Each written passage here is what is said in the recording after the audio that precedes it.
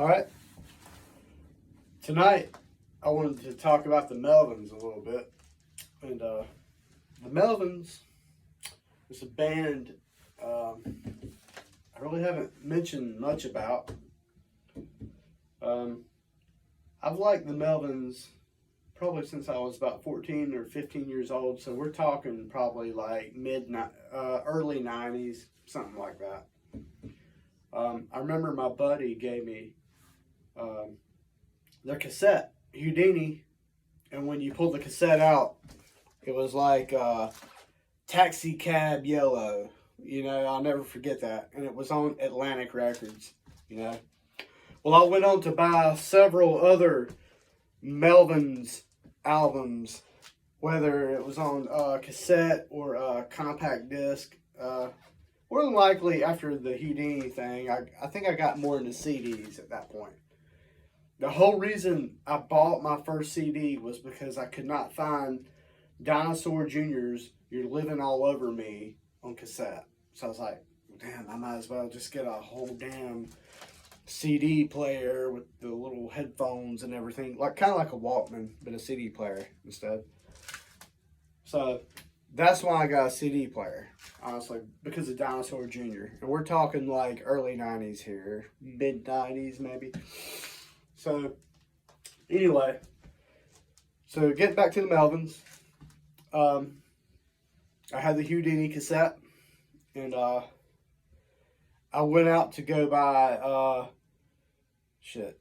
Stoner Witch, which was awesome, aside from like all the guitar crazy jizz they did on there, kind of like a weird Lou Reed Metal Machine music thing, where, oh, look, we're avant-garde, Maybe they were just trying to piss off Atlantic Records. I don't know. Trying to get out of their contract, whatever.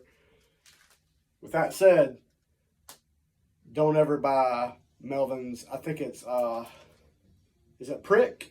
Yeah, Melvins Prick. Don't ever buy that record. It has like one or two good songs on it. The rest of it is, basically they put the whole record out just to get out of a bad recording contract. So do not get that record, okay?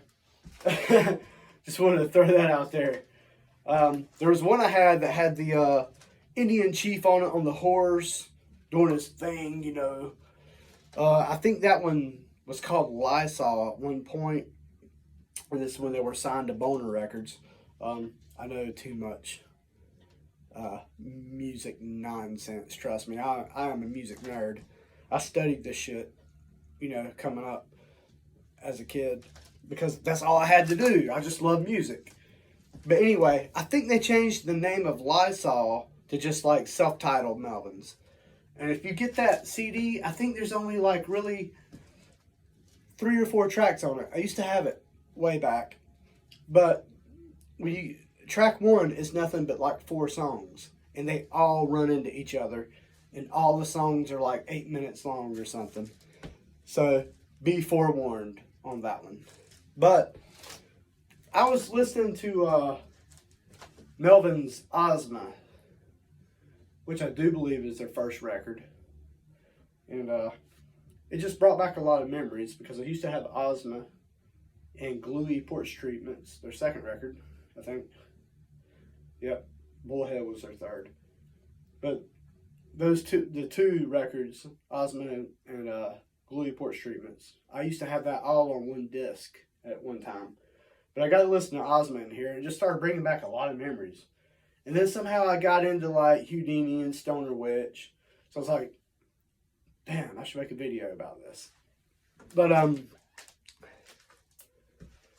there's something I got to tell you. A couple of my friends own this club in Charlotte called the Milestone. And Nirvana played there before they released of course, their trailblazing or pioneering record, Nevermind, that was like super polished by Butch Vig. I say that like a hipster, of course. It had a big impact on me, by the way. I loved Nevermind. That's what got me into them. And then I went back and discovered Bleach and all the other great stuff like the B-sides and studio throwaways they did on Incesticide. Love Nirvana. Always will. Kind of got a love-hate relationship with them nowadays, but always respect. But anyway, so some of my friends, I won't call any names to protect the innocent or anything. I mean, and they are all innocent to a certain degree. I just don't want to put any names on here, because, they don't have my permission to use their names, okay? So they own a club in Charlotte called the Milestone, which has been around for years, where Afghan Wigs have played, and REM slept on the stage. I've seen where they signed the stage and everything. There was one chair where they said that Kurt Cobain actually fell asleep in it, and I won't say the original owner, but he said that he has this legendary chair that Cobain fell asleep in because, he was a narcoleptic, and of course we all know Cobain was always nodding off on fucking heroin. And speaking of the Melvins, Buzz Osborne will tell you that, and Buzz will tell you, Kurt was a big fucking junkie. Of course, he was always throwing up or falling asleep, nodding off, whatever. He was on fucking smack, He was on heroin, So anyway, I remember when the Melvins actually came to the Milestone. And this has probably been about, I want to guess, about 12 years ago now. We're in 2020 now, one of the worst years of all time to some of us, because of the quarantine and all the other things, the racism and the riots and, just the election and, got to get Orange Man out of office, whatever. But anyway, I think it was 12 years ago, but it's been a decade ago. And my buddies told me, they said, the Melvins are coming and we know you fucking love them. So, you come here at least 4 or 5 times a week. Said, you're on the guest list. Come see the fucking Melvins. I was working in a grocery store at the time. I still work in a grocery store now, but I was working for a different chain then. So, I worked that night or whatever. I think I even forgot Melvins were playing that night. I think they were playing with Big Business, in fact. Yeah, that's right, Big Business. So that will give you a hint of when this tour was. Like I said, over a decade ago. And that's when you know you're old. You start using phrases like that. Over a decade ago. I need a pipe to smoke. But anyway, so I was at work that night for a different grocery chain than I work for now. Somebody called me up and said, hey, get up here. Melvins are on stage. I said, what? They're like, no. I said, come on up here. I said, man, I don't have a ticket. They're like, no, you're on the fucking guest list, man. I'm telling you, you're on the fucking guest list. Get up here. I took a chance. Got home, changed my clothes real fucking fast. Drove up to the fucking Milestone. Get there, like, they waved me right on fucking in. Lo and behold, there was fucking King Buzzo with a big-ass goddamn fro.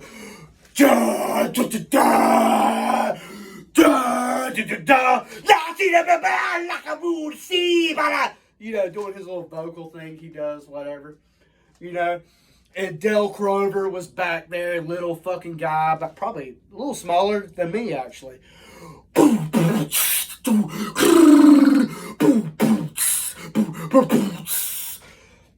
And they had another drummer on stage with them who was mirroring everything that Del Crover was doing. They were playing right in fucking time, man. I think he was the drummer from Big Business. I think so. And they had some bass player with a big afro. I think he might have been from Big Business as well. But anyway, it's fucking phenomenal. Some guy is like spitting beer all over Buzz.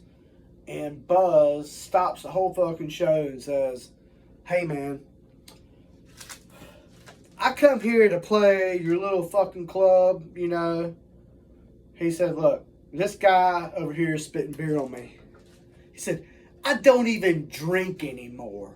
He said, get this motherfucker out of here.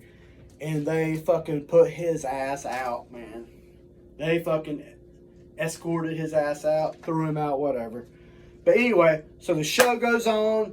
He's playing shit off fucking Houdini, Stoner Witch, all the stuff I fucking love. And the show's over, okay? I want to meet Bozo. But apparently, Boz got sick. He ate some bad food somewhere, from what I heard. And but Del Crover sticks around. It's pretty fucking cool, you know? So, hell, me and a couple buddies of mine, you know, we're like, hell, let's go hang out with Dale.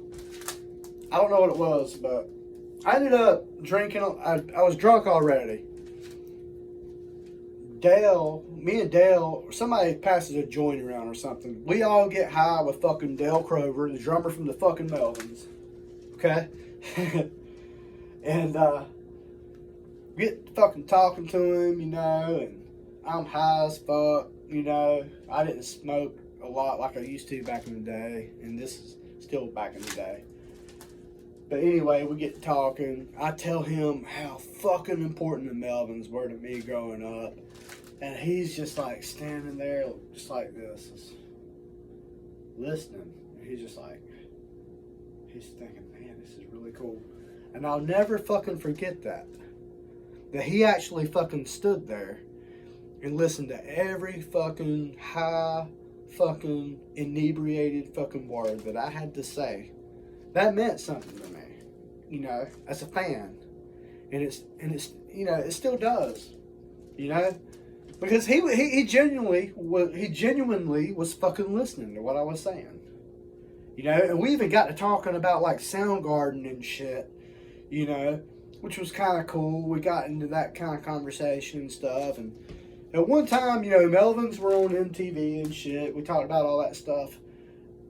Today, I wish I wasn't drunk or high. I would have remembered all of that shit. But it was pretty fucking cool. I'll never forget.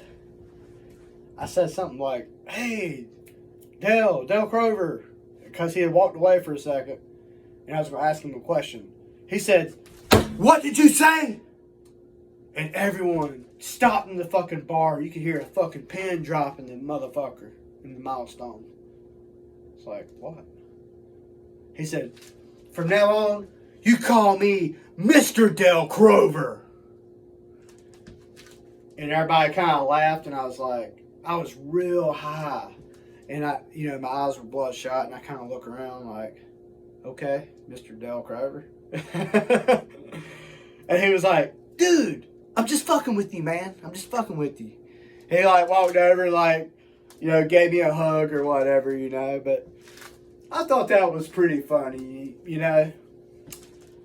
I thought that was a pretty cool little story to share with y'all tonight, you know. I don't really share a lot of rock and roll stories, and maybe I'll start sharing some more of those instead of the more political leaning bullshit that I posted here and everything. I'm looking on camera, man. I got some nice tits, don't I? Like, yeah, man. Been doing my exercises and shit. Yeah. What do you think? Look at them fucking arms, boy. I've been listening to the motherfucking Melvins. I sound like goddamn Phil Anselmo from fucking Pantera, man.